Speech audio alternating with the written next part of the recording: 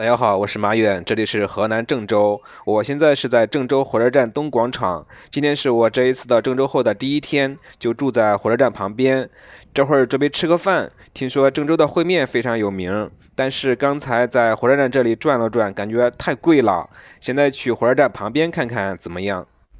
这里是郑州火车站旁边的二马路，看到有一个地下出站口，前边好像有几家饭店，去那边吃饭吧。我现在已经走到这边来了，距离郑州火车站非常近，大概也就是100米左右。对面有好几家饭店，米皮店、重庆菜馆、郑州老烩面、三鲜烩面。到对面选一家吃饭。进了这一家，看一下这个店的环境，感觉还是挺干净的。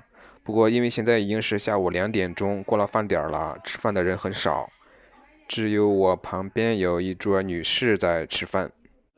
这个店的招牌是三鲜烩面，所以说我刚才就点了一个小碗的三鲜烩面，刚刚已经端上来了，看一下，分量挺足的。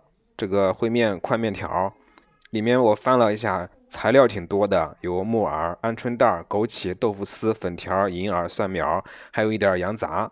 现在准备开吃，看看味道怎么样。因为今天午饭吃的比较晚，挺饿的，很快我就吃的差不多了，味道还可以。刚刚去找老板娘结账，一听她说价格，我还有点不太相信。这一碗三鲜烩面是16块钱，这在郑州应该是正常价格吧？以前老是听说在郑州火车站吃饭特别容易被坑，现在应该不存在这种情况了，可以放心过来吃饭。刚刚这2个旅客进来，我听他们要的是普通烩面，老板娘报的是15块钱，大家觉得怎么样？